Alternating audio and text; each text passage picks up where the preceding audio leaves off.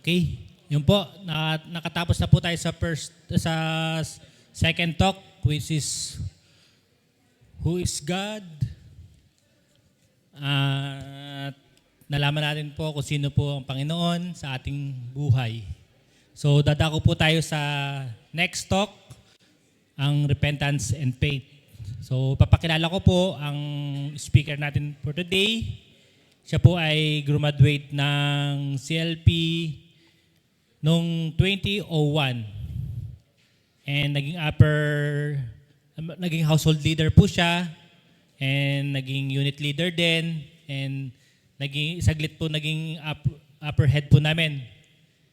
Then nagkasimbahan po dito talaga, naging siya po ang leader ng ating choir, and ngayon ang ating music ministry household leader. At ito po siya rin po ang nag-imbita sa sister wife ko na maging single for Christ. Then naging ninong namin po sa kasal. Si Ninong Francis Belisario. Woo! Thank you, inaanak. Nakikita niyo ba ako?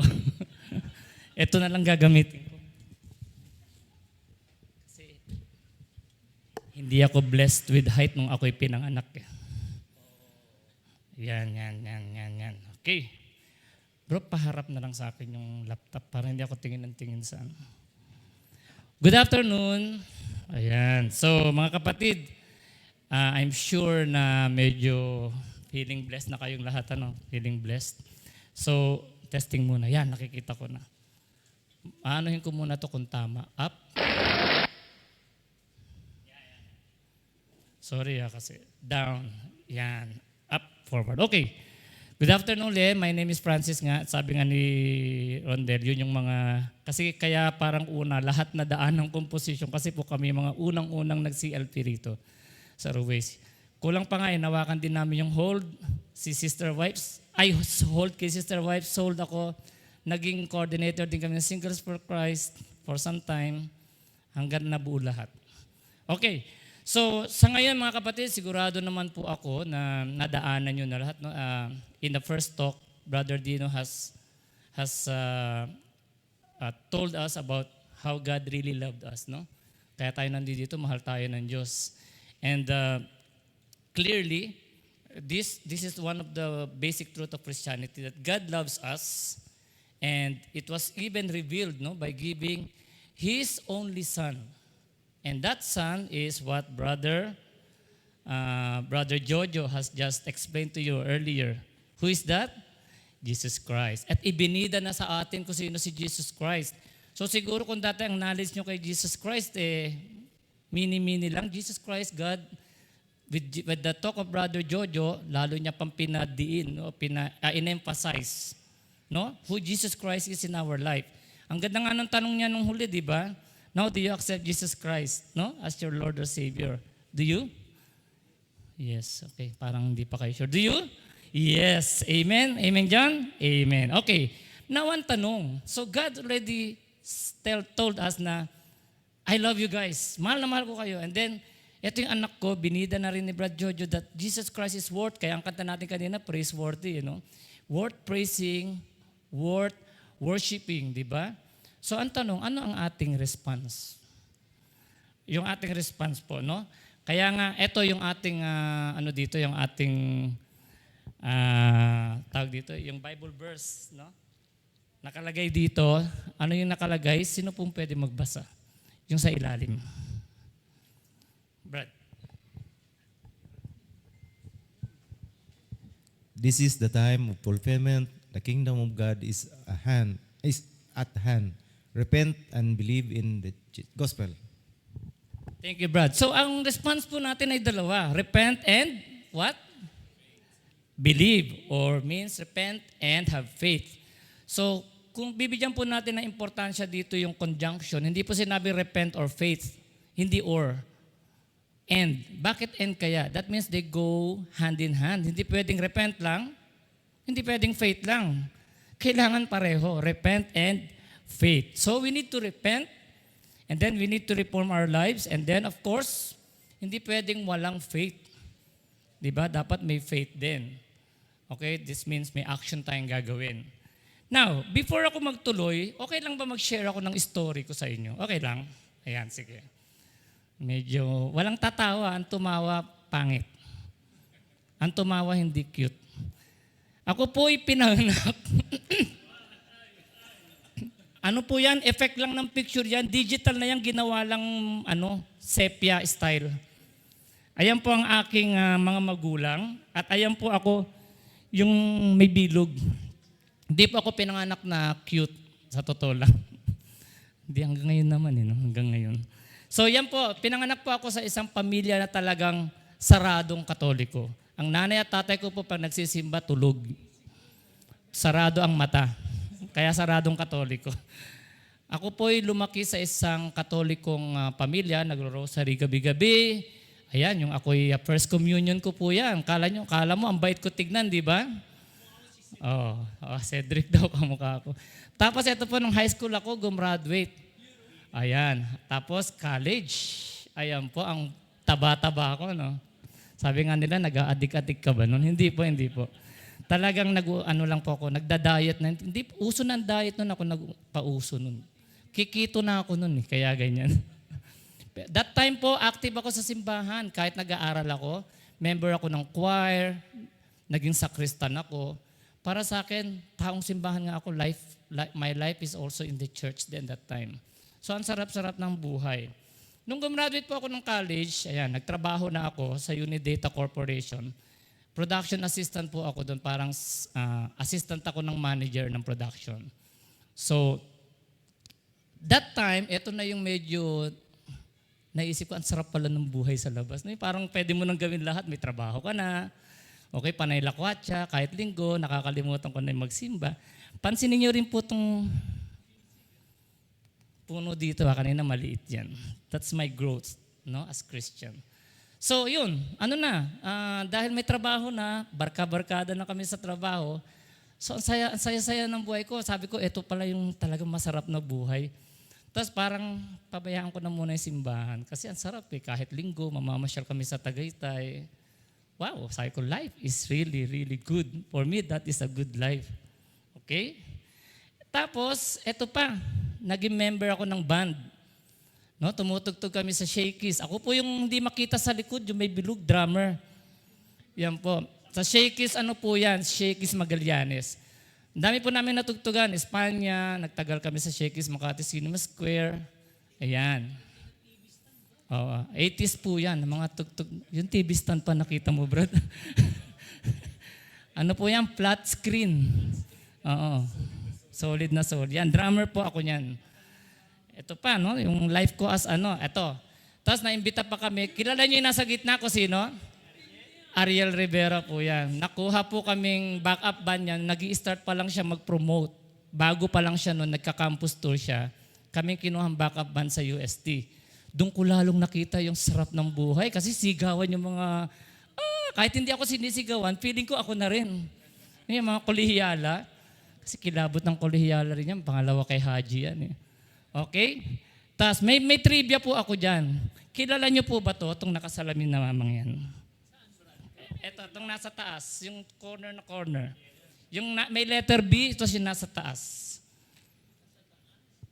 Kung sino makahula dyan, bibigyan ko ng 50 dirhams. Yun, Jano Gibbs. Hindi. Siya po ang manager ni Ariel Rivera. Siya po si Kuya Boy Abunda. Siya po yan. Opo. Hindi pa siya kalbo, may buhok pa siya. Ayan. Yan kami, parang... Hindi si Christian. Mga pamangkin niya lang yata yan.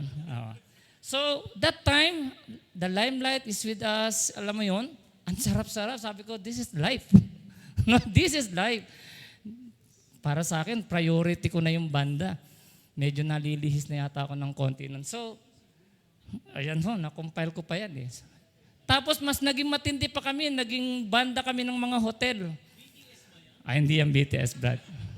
Inertia band na kami. Dati Scarlet Hat, naging inertia band. Ito yung binabayaran na kami kahit practice pa lang may bayad na kami yan.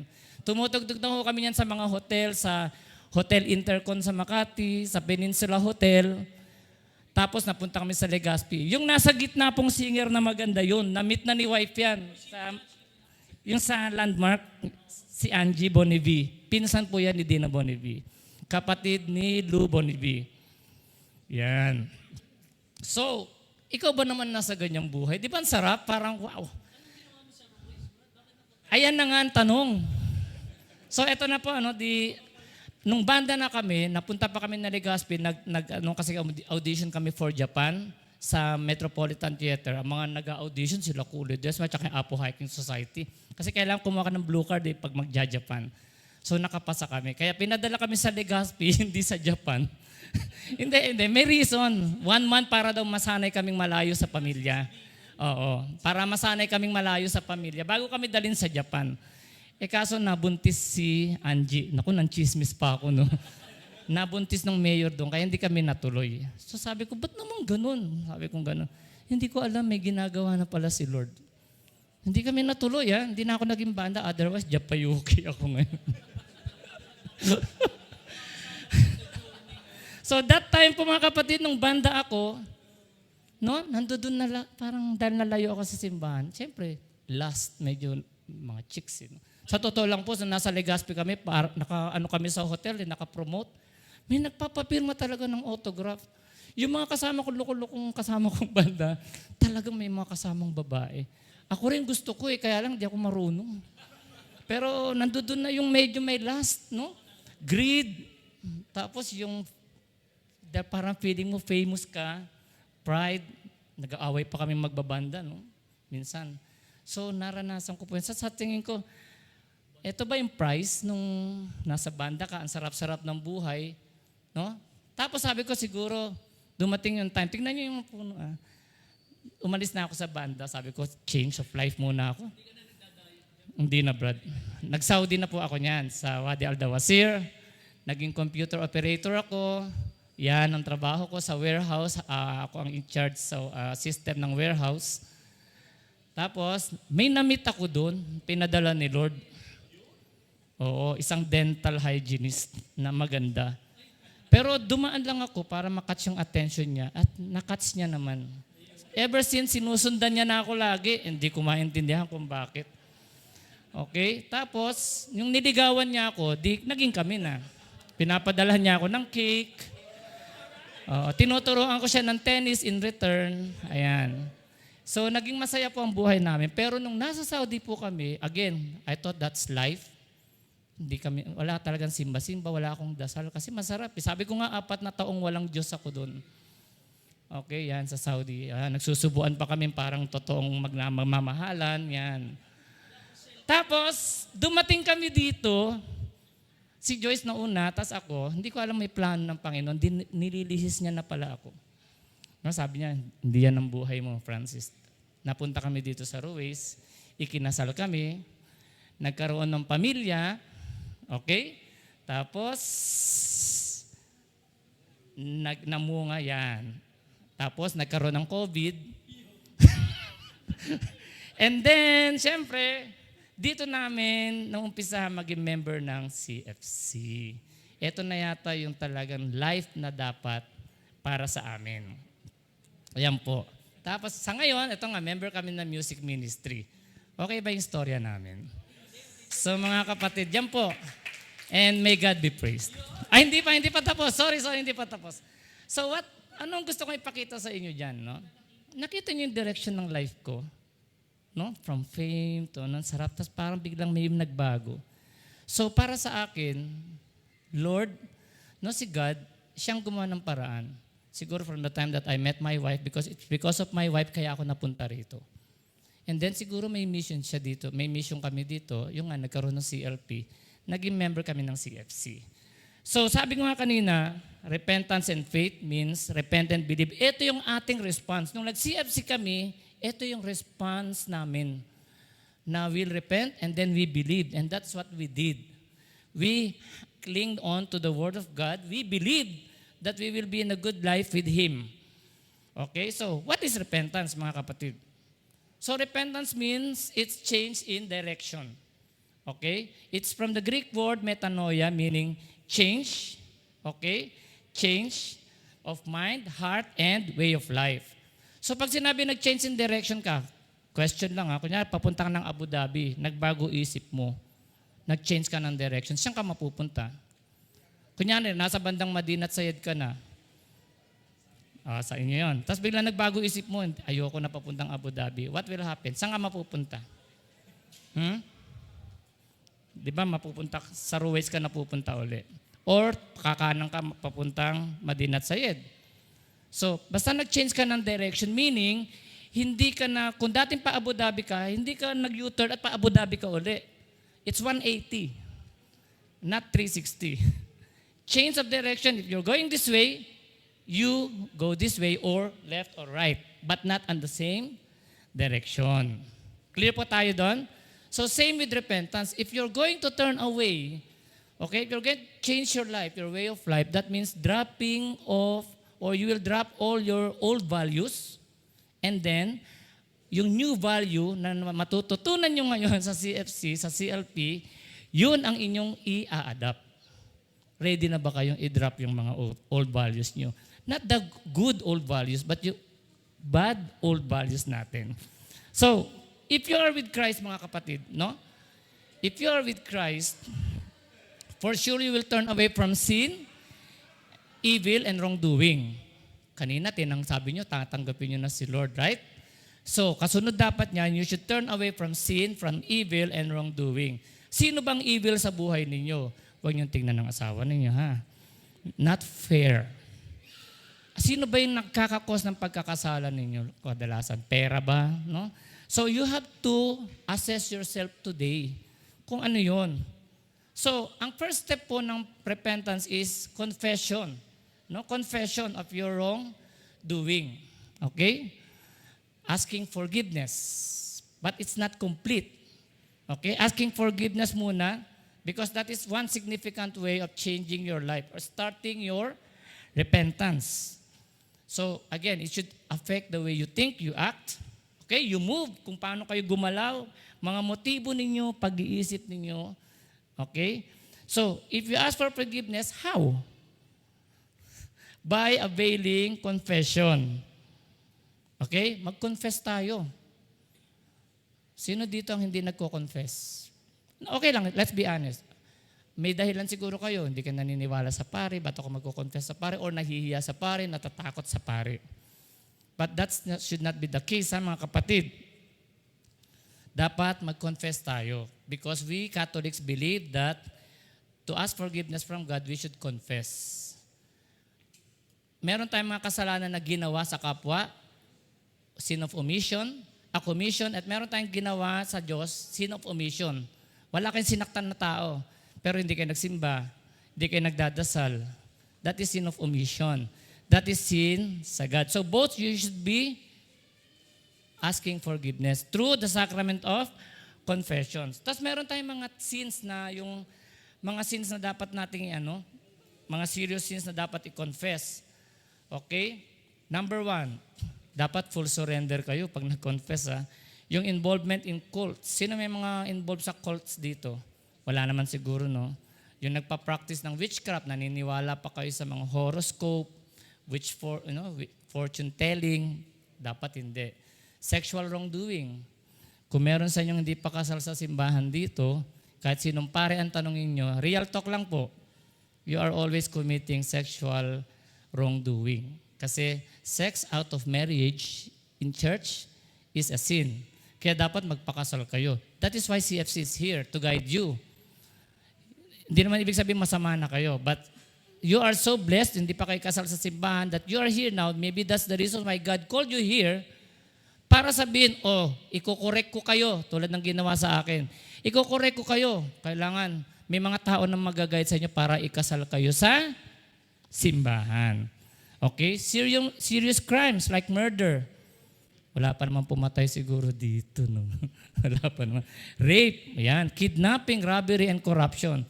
At yung drunkenness and getting stoned to drugs. Linawin ko lang po. drunkenness. Hindi po masama uminom. Even Jesus Christ turned water into wine. Ibig sabihin lang yung pagkalulong sa alak. Yang talagang wala na, gagawa ka na ng kasalanan nun. Okay? Pero mga social drinking lang, okay lang yun. Basta kaya nyo dali ng sarili nyo. Pero pag kayo nainom at nagiging loko-loko na isip nyo, nag-aaway kayo ng misis nyo, that's drunkenness. Okay? Okay, so, you should surrender yourself to God. Okay, balikan po natin uli kung ano yung repentance. Ano lang natin. So, change of direction, asking forgiveness, and full surrender. Ngayon, ano naman po ang, ito po muna, dapat maging honest tayo at maging humble sa paghingi ng tawad sa Panginoon. Importante po yan. At pag nag-confess kayo, ask forgiveness, kung may nasaktan kayong tao, pupuntahan nyo yun at mag-ask din kayo ng sorry. You will make up with them. Hindi po yung nag-confess na ako, okay na. That's not complete repentance. Okay? Complete repentance with your neighbor is you ask forgiveness from God and then you go to that person and make up. Ay, nako. Yan. Okay. Ngayon po, repentance requires faith. Okay? Nandito na tayo sa faith. Ano ngayon yung faith? Sabi kanina, believing in the gospel. So, faith po, ito po yung realization natin, no? Realization of what is hoped for and evidence of what or things that are not seen. You can feel the wind, right? Pero hindi nyo nakikita. Pero naniniwala kayo may wind. Same with God. Okay? Same with faith. Ito po yung response natin sa Panginoon. Maniwala tayo. After He revealed Himself, okay, to man, dapat maniwala tayo sa mga sinabi niya, sa mga scripture. Otherwise, wala. Hindi pa rin tayo naniniwala. Ang faith po, hindi yung basta feeling ko lang, no? It's not based on feeling. Kaya masaya kayo ngayon, nandito kayo, blessed na blessed kayo, I have faith. Pero pag nandoon na kayo, nasa labas na kayo, iba na ginagawa ninyo, nakalimutan nyo na, wala na namang faith. So it's not based on feeling, hindi yung feel ko lang ngayon, or malungkot ako, feel ko si God, pero pag masaya ako, hindi ko feel si God. So it should not be based on feeling. Hindi yung tipong, dapat po, we should accept God's word as truth. Kahit masakit sa atin, maniwala tayo. Minsan kasi choosy tayo, no? Pag masakit sa atin, hindi ako naniniwala. Okay? Hindi tayo naniniwala. So hindi po siya wishful thinking, hindi yung bahala na. At hindi rin po siya yung blind leap tulad ni Peter na tumalon na lang. No, sige, punta ako dyan, Lord. Pero nung meron ng lumubog, hindi rin po yung ganon. As a matter of fact, mga kapatid, faith is a gift, a grace from God. Kahit, kahit anong bait ninyo, mga kapatid, kahit anong ganda ng ginagawa ninyo, if God will not give you the grace, okay? If God says, I will not give you the grace of salvation, let's say, hindi nyo makakamtan yun. But because, eto ang tanong, ang mga anak nyo, pag gumagawa ng mabuti, di ba ang sarap rewardan? Of course, God will do the same. Kaya, it's still safe na gumawa tayo ng mabuti. And God will surely give us grace. And what of that is faith, no? Saving grace. So, hindi po something yan na dapat natin pagmalaki na we acquired. Bigay po yan ng Panginoon. He can say, I will not give you this, and I can give you this. Kahit anong gawin ninyo. But it is up to Him to give that to you. It's a gift. Okay? So faith also is belief in gospel, which is the good news of salvation. Amen? So what is that? Where can you find that? In the scripture. So that means believing in both messenger in Jesus Christ and the message that He brings. Tandaan niyo po, ang demonyo naniniwala rin kay Jesus Christ. Ha? Devil also believed that there's God. But one thing that the devil cannot do is to follow what God is teaching. Tayo, maniniwala tayo sa Diyos and we should follow. Sundin natin dapat yon, yung message na binibigyan niya sa atin. So it should be in mind, okay, that Jesus is our Savior. In heart, maniwala tayo, and na siyang personal Savior, and in action. Okay? So it is a personal act and decision. Hindi po yan yung Mag-asawa kayo, Brad, ikaw na bahala sa salvation ko. Individual po yan, mga kapatid, ha? It is your own act that will save you. It's not your wife's or your husband's. Okay? So it should be a definite act. Sinabi ni Brad kanina, kayo magbubukas ng pinto. Hindi si Jesus Christ. Kakatok lang siya. Pinakita niya kanina yon. And it's a deliberate act. Kailangan gawin. No? Hindi yung, nagkataon lang. Kasi nandito na ako eh. Hindi, dapat po it should be something na gawin ninyo at urgently. Why urgently? Ngayon nandito na kayo. Why urgently? Hindi nyo alam kung bukas buhay pa kayo. Hindi ko kayo tinatakot. Di ba? Meron dyan, natulog, hindi na nagising. So, it's an urgent act. We're not certain kung hanggang kailan tayo. And it's not indispensable, mga kapatid. Hindi siya dapat ipagwalang bahala. It's not something that, that we should just, okay, never mind. Hindi naman kailangan pa yan. Okay, mas masarap magbanda. Hindi, joke lang. So, let us always keep in mind that repentance and faith is inseparable. O, yan yung kanina, no? Inseparable po yan. Parang dalawang ibon yan na namamatay ang sa pagwala. So, mga kapatid, promise of salvation, okay, from sin and Satan and death, ito yung promise ng forgiveness and ng eternal life with God if we do repentance and faith. Okay? Ang mga consequences nito, ito yung mga yun. Okay? That are the consequences. And then, freedom from fear of death. Pag nasa Panginoon na kayo, wala na, kaya mga pare, mga na kay Lord, hindi natatakot mamatay. Magiging peaceful na kayo. Yan yung totoong peace, mga kapatid. Hindi yung wala akong problema. Ay peace, no. Peace, lagi ko sinasabi to, is not the absence of trouble, but it is the presence of God in your life. Yan ang peace. Kaya kahit malaki ng problema ninyo, pag nandyan si Lord, sisiw na lang yan. Nakakangiti pa rin kayo. Amen? That's why sabi nila, ang tunay na Kristiyano ay laging masayang tunay. So, mga kapatid, this call of Christ, yung sinasabi natin repentance and believe, hindi na po bago to. Matagal na to.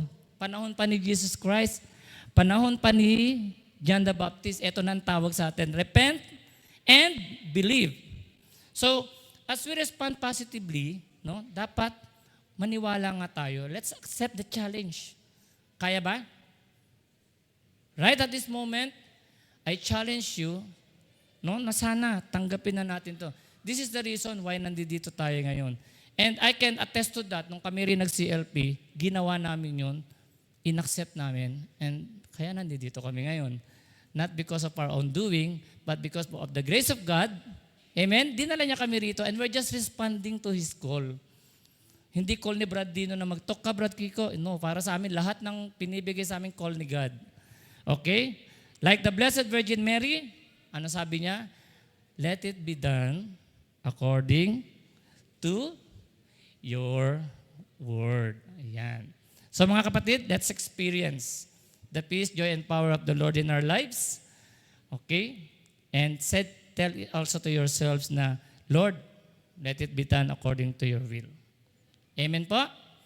Bago po ako magtapos, I will leave you with a reflection, mga kapatid. Gusto ko pong pagmuni-munian nyo itong reflection na to. Okay? Una is,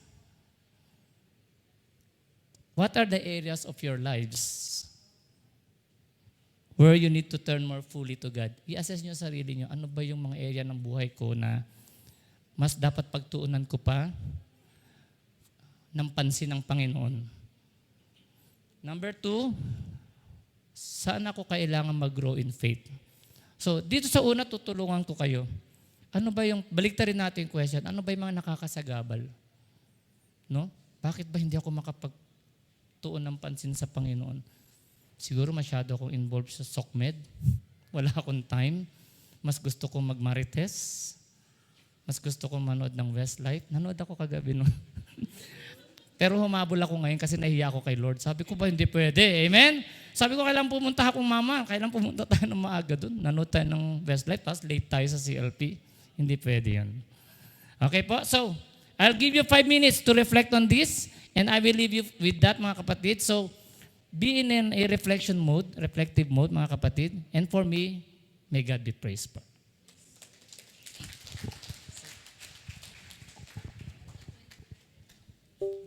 sa ito.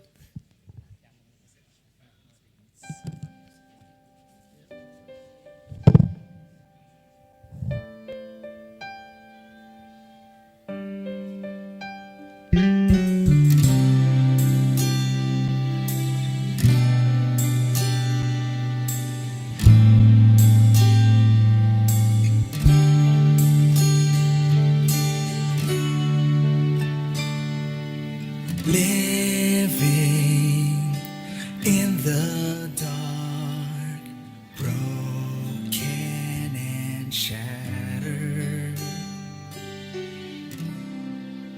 ready to give up and accept defeat. But you've come to heal me. You've come to fill this empty heart. As I come before you, I bow down on my knees, and I lift my hands to you, Lord. I surrender, and I place my trust to you, Lord, forever. Take me in your arms. Take me